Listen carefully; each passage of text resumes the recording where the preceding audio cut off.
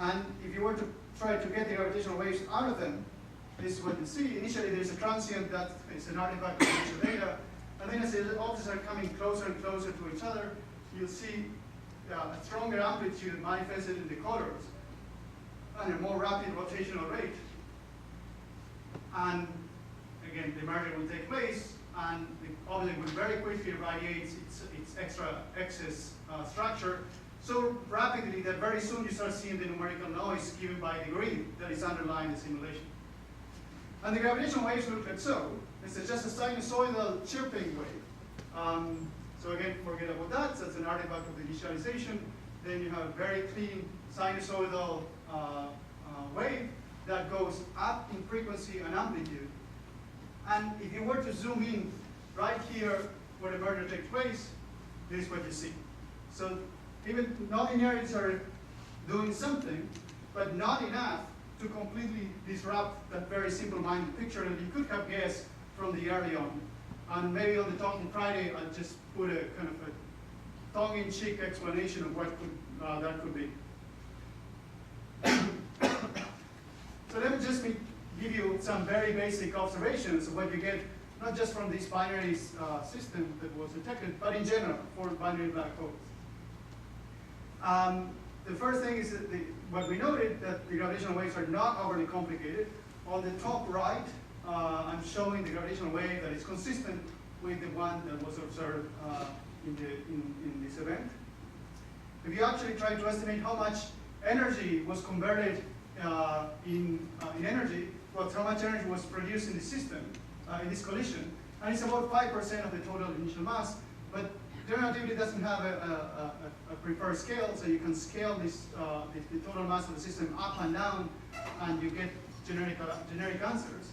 So for a nearly equal mass binary merger, the energy in gravitational waves that comes out is about 10 to the 52 ergs multiplied by the ratio of the total mass divided by the mass of the sun. It does so in about 0.1 milliseconds multiplied by the ratio, but if you, of course, divide energy by time, you get the luminosity, and the luminosity is 10 to the 25 times the luminosity of the sun. So that's a huge amount of energy. It's 10 to the 7 times or 10 to the 9 times more strongly energetic than the GRB. And of course, it completely outshines the rest of the universe when it went on. Just for kicks, you could ask, well, what happened if I took that binary system that was detected that was 400 megaparsecs away, just put it 4 megaparsecs, so 4 parsecs, sorry, just in our galaxy. If you ask, what would be the strain, or with the relative change in our height that gravitational wave would produce on us as it goes through, it would change our height by an angstrom. So I'm not a very tall person, that doesn't help me a lot. And we also would definitely put a much stronger modification on ourselves just by walking. But if you ask what the luminosity is compared to the luminosity of the sun, it's of the order 10 to the 18 times the luminosity of the sun. So in those 0.2 seconds that this wave would have gone through us, we would have been radiated by 10 to the 18 times the radiation of the sun. So it's very convenient that the gravitational coupling is so much weaker than the electromagnetic coupling, because that would have completely wiped us out. There is some more interesting surprises. If you want, the merger of black holes, depending on the configuration, could have a final black hole recoiling at such a strong velocity that it could kick out black holes from galaxies. This is particularly relevant in the merger of galaxies. If nature is able to come out with these particular configurations, then you could have black holes that are recoiling as high as 10 to the 4 kilometers per second. And that's more than enough to dislodge a black hole from the center of a galaxy. We've never seen that, so therefore nature somehow prevents us configurations to take place. Let me now go specifically to this detection and what physics one can get out. So to leading order, the gravitational wave of two objects or a binary that is going around each other at a given frequency has a strain that scales like the second equation. And if you measure how rapid its frequency is changing, then the leading order, that's what you get. So if you measure the strain, H0, and you measure F dot, you can turn around and measure the so-called chirp mass, which is what is defined in the first line. and you also measure the luminosity distance. So the luminosity distance to this object was 400 megaparsecs, quite a comfortable error bar, but it's very far. The primary black hole mass is 36, the secondary black hole mass is 29, and the final black hole mass is 62, so you radiated 3 solar masses in this case. Interestingly, when you do this calculation of the match between data and signal and you try to maximize what is that number for this particular signal was 24. To put this in perspective, LIGO has put in his MOU a condition to actually claim a detection to have that number be 8. So this event was 3 times more louder than the minimal requirement that LIGO had to claim a detection. That said in a different way, if this very same object would have been located at 1200 megaparsecs, it would have been a detection as well. And another very interesting consequence of having such a large masses allowed is that whenever LISA flies, LISA could see the system when it's very far apart. And it would take about 5 years from the time when LISA stops seeing it till the time that LIGO might see it.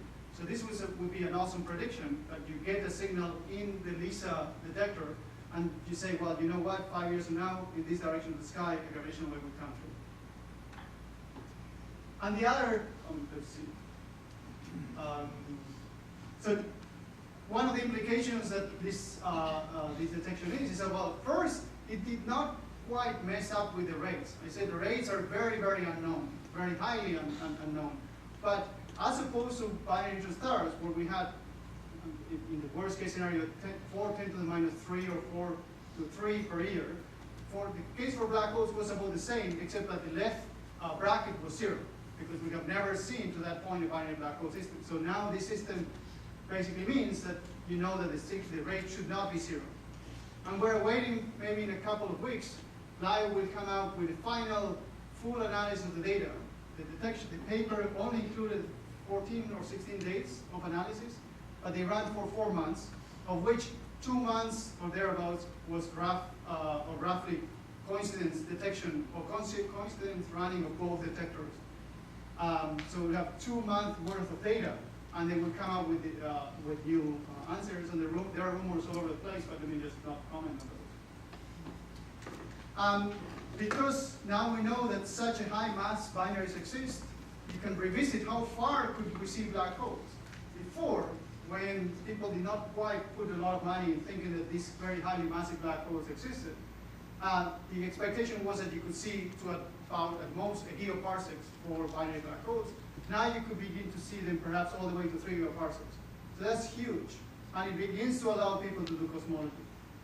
Not as deep as you can do with the CMB, but definitely you're doing with a completely different siren. Rather than using photons to try to ask questions of cosmology, you're asking gravitational waves to let you probe cosmology. Having such large masses challenges the understanding of how you form compact binary systems. The workhorse model is the so-called common envelope model, where you have 2 stars. One of them goes red, it goes the other one. There is a transfer of binary momentum.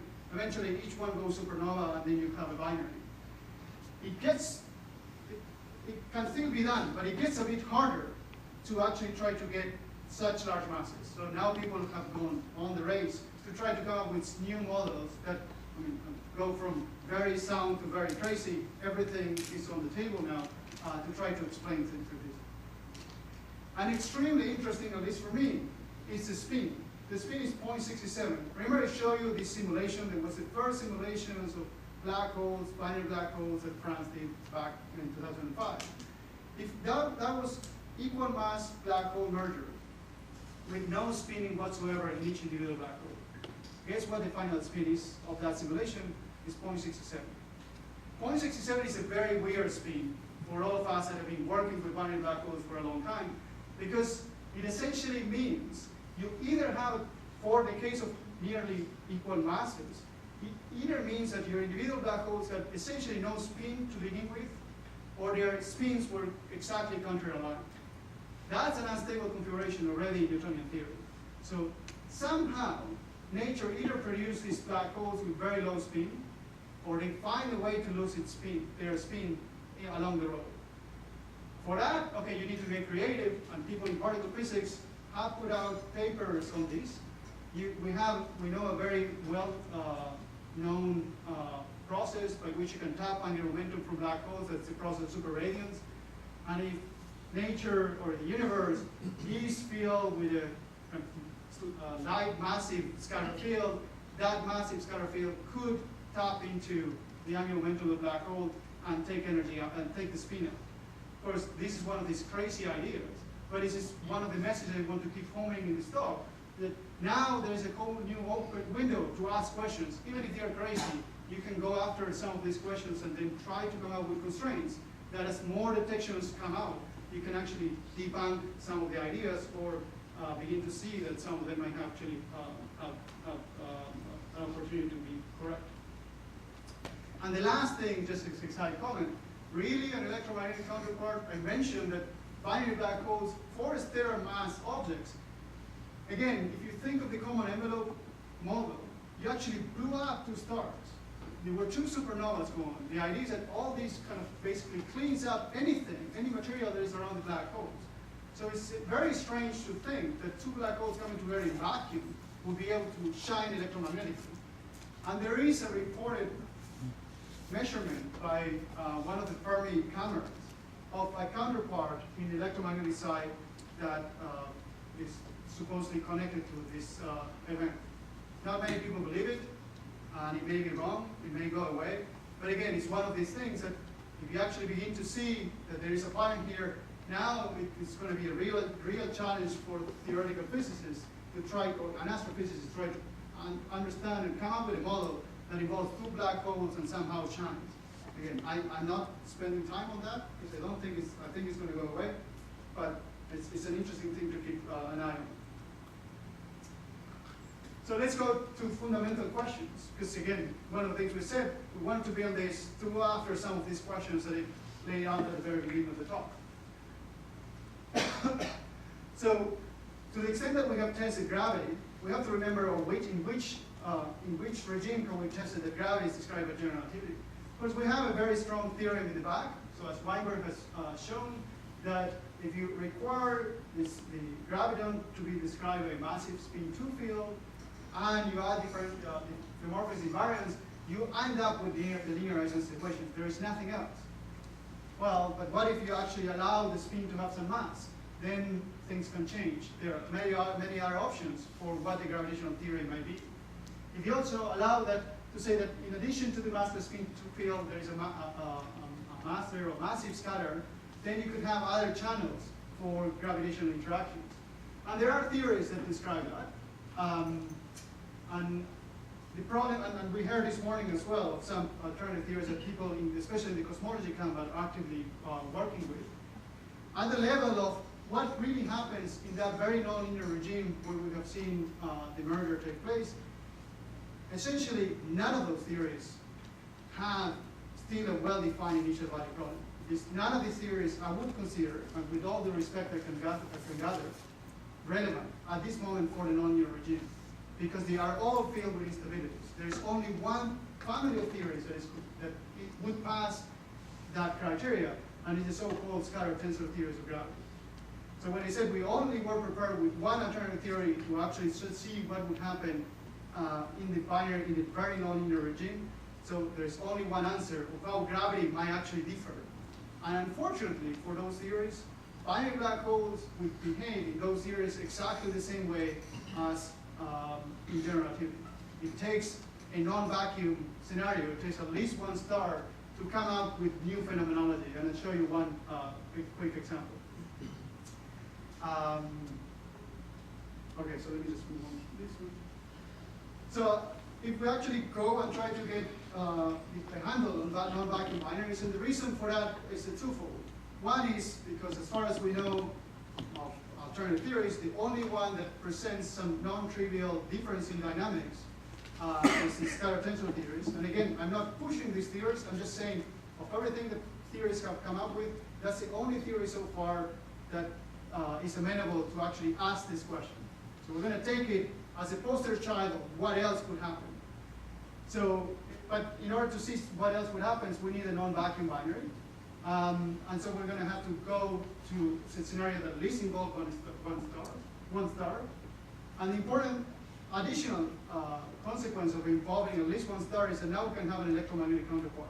And the combination of both gravitational and electromagnetic counterpart promise to be extremely rich. The number of questions you can go and ask is just much, much wider, and really test both very practical and very esoteric ideas. One thing you have to be mindful when you actually involve one star is that now tidal effects actually will play a role. As the objects come together, the tides that will be raised by each other on the stars will actually begin to play a role in the dynamics. But that's an important role because the way it will raise those tides and how they manifest on the gravitational wave will tell us things like the equation of state, which is one of the things we want to know. So this is just another simulation just to have a commercial break in some sense. Here are two stars coming together. The stars are described by nuclear equation of states that nuclear physicists have come up with very different models that are consistent with observations. And then you ask the question, what happens with this material? This material will get hot. The merger actually ejects a whole bunch of material, and a whole bunch of different processes can turn on here that will allow the system not only to radiate on the gravitational side, but on the electromagnetic side, and we want to understand what the consequences are.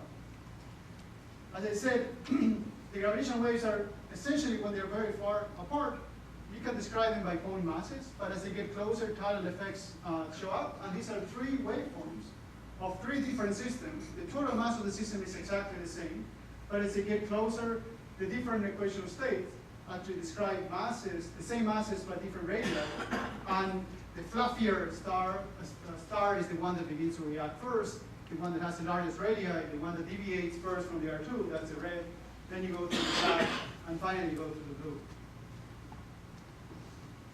And if you want to zoom in, you can, again, keep checking the gravitational waves, because once the object merges, then the object at the end of the day is now a hypermassive or massive neutron star that is going around, and it may or may not collapse to a black hole. And the particular features after the merger, so these horizontal lines basically demark when the stars touch each other or collide. And then afterwards is what happened with this massive object that's going around. The characteristic frequencies that you can see it by eye, you can see them by eye, are extremely different. This is extremely rich. You can get to those signals and extract the equation of state. But as I said, unfortunately, this is where LIGO, the merger always happens for binaries that are past the point where LIGO begins to raise its noise curve.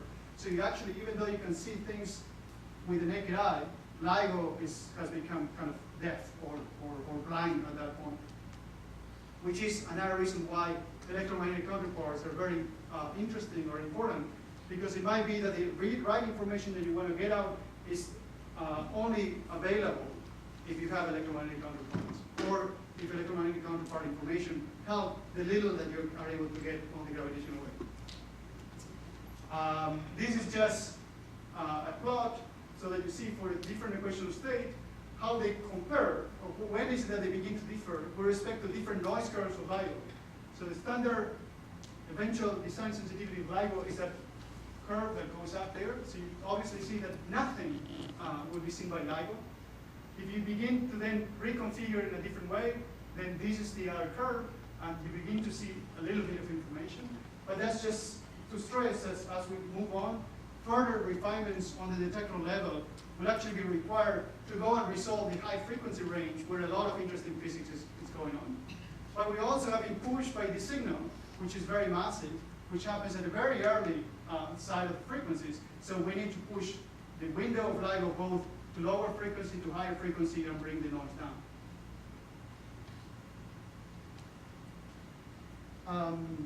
So just to basically come back to some of this point.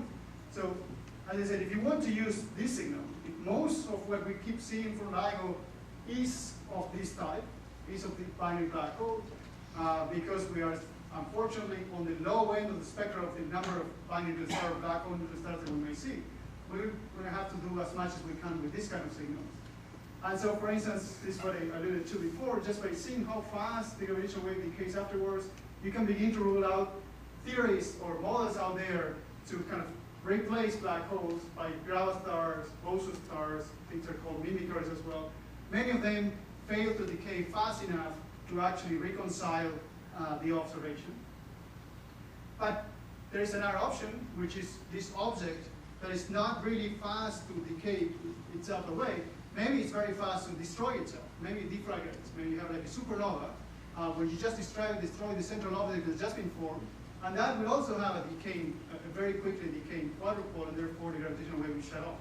These are kind of things that people haven't been thinking so far. So, we want to go here. Now, let me just also try to think of a different context. Astrophysicists have, for many years, or for a long time, been calling, or been saying that there is this thing called the mass gap. So mass gap is this supposed window in between the maximum mass that a neutron star can have and the minimum mass that a black hole can have.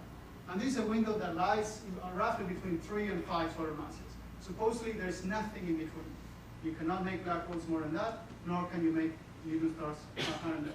But let's just entertain the idea. This sometimes astrophysics is mired with biases that are brought by particular observations that are subject to very diverse selection effects.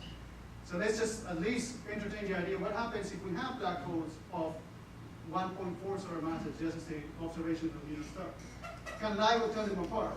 And the answer is no, because of the reason what we just said. The merger will happen beyond what LIGO can see. And now we're going to need electromagnetic counterparts to tell them apart. Of course, if we have a single electromagnetic counterpart of something that looks like a binary black hole of so low masses, we know that it wouldn't be binary black holes, but we still need to tell apart the black neutron star from a binary neutron star. So I'm going to explore a little bit of how much we can gain, or we could gain, but different electromagnetic options.